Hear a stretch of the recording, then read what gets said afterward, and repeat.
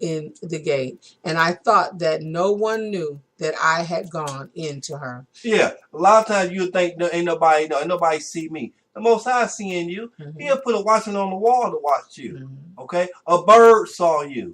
Okay, someone is always being able to see you, brothers and sisters. Well, the angels are writing down absolutely everything that you do and that you say. So, and if we know our scriptures, we'll realize that. Exactly. Yeah, we wouldn't be mystified. And after this, we came into Egypt to Joseph because of the famine. And I was 46 years old, and 73 years lived I in Egypt. And now I command you, my children, hearken to Judah your father, and keep your sayings, to perform all the ordinance of the Most High, and to obey the commandments of the Most High God, and walk not after your lusts, nor in the imaginations of your thoughts, in hardiness of heart. Now, that's a characteristic on Judah. We walk in hardness of heart. I don't need that. I don't do that. Look, this is Judah. I know my people. You know, and it's something, it says, nor in the imaginations of your thoughts. Right.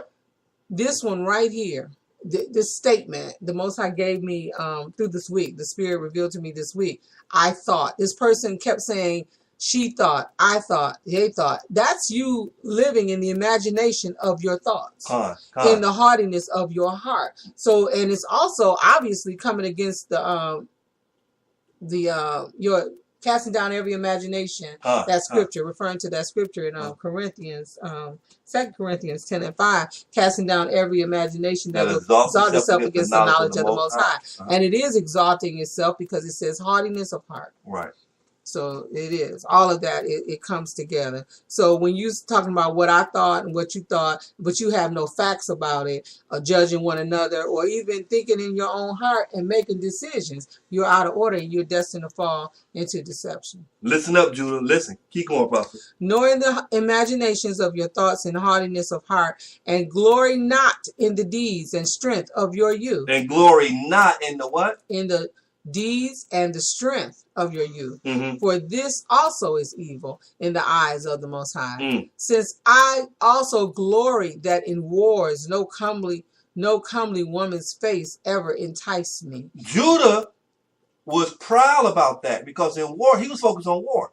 No woman can entice him. You know what? He was saying stuff like I said at one time, I ain't never getting married. But you know what I'm saying? You don't know what's going to happen. No comely woman can get me. Right. And exactly the very thing that he said was the very thing that brought about his demise.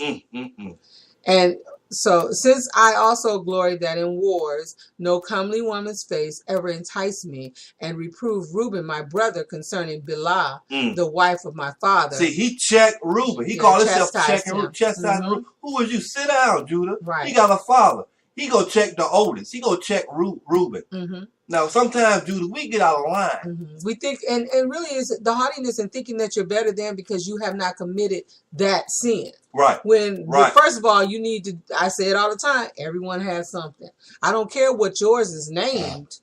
Sin is sin. There's no deviation from it. And is no one that is above it. It's what Christ said, quit worry about the beam in my eye. Get that pole out of your eye. Yeah, I'm busy. Take care of yourself. Yeah, I'm busy trying to chop down my issues on that pole. That's powerful, prophets. Read that again. And I reproved Reuben, my brother, concerning Bilhah, the wife of my father. The spirits of jealousy and of fornication arrayed themselves against me until I lay with Bathsheba, the Canaanite, and Tamar, who was espoused to my sons. For I said to my father-in-law, I will take counsel with my father, and so will I take thy daughter.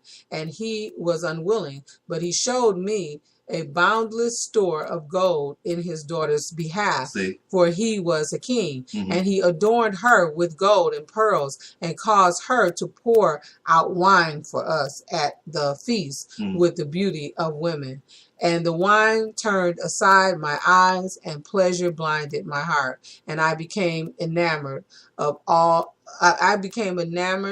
and I lay with her, and transgressed the commandment of the Most High, and the commandment of my fathers, and I took her to wife. And the Most High rewarded me according to what? According to the imagination of my heart. He rewarded me according to the imagination of my heart. All rewards are not good rewards. That's right. Inasmuch as I had no joy in her children. And that's why, you know, you shouldn't be taken by your lustful eye. Ooh, she sure look good. Let me go talk to her. That might not be the one the Most High wants you to have. Come on, prophets. And now, my children, verse 14, I say unto you, be not drunk with wine, for wine turneth the mind away from the truth, and inspires the passion of lust, and leadeth the eyes into error. For the spirit of fornication hath wine as a minister to give pleasure to the mind. For these two also take away the mind of man. For if a man drink wine to drunkenness, it disturbeth the mind with filthy thoughts leading to fornication. So clear. That is so true. And Reuben talked about this. This is the same thing. Very clear on what's going to happen. Every evil spirit is attacking the nation of Israel because we belong to the Most High. Come on, prophet. It disturbeth the mind with filthy thoughts leading to fornication, and heateth the body to carnal union. And if the occasion of the lust be present, he worketh the sin and is not ashamed. Such is the inebriated man, my children. For he who is drunken reverenceth no man. For lo, it made me also to err, so that I was not ashamed of the multitude in the city, and that before the eyes of all I turned aside unto Tamar, and I wrought a great sin, and I uncovered the covering of my son's shame. After I had drunk wine, I reverenced not the commandment of the Most High, and I took a woman of Canaan to wife. For much discretion needeth the man who drinketh wine, my children, and herein is discretion in drinking wine. A man may drink so long as he preserveth modesty. That's what Christ said. A man may what? A man may drink so long as he preserveth modesty. But go ahead. But if he go beyond this limit, the spirit of deceit attacketh his mind. The spirit of deceit will attack your mind. That's a shame. There's no way that you could be getting that drunk and you sleeping in the alley, you falling out of chairs. The spirit of deceit is attacking you. And so when we look and we see shows that display drunkenness, until we woke up, we really didn't realize that we shouldn't even want to see that, let alone they're showing it to us like it's something that we want to partake in. Like it's wow, yay! And it's the total opposite. We're looking at a bunch of people who will not be making it into the kingdom because they're drunkards and they have literally lost their minds. Brothers and sisters, Judah has that trait, and we do it specifically on our so-called birthday. We drank till we can't drink no more. It's been a trait that's been on us since we came here. Stop it. The Most High didn't celebrate his birthday. We shouldn't be celebrating ours. Yes. Acknowledge your coming into the world. I give praise to the Most High for my day.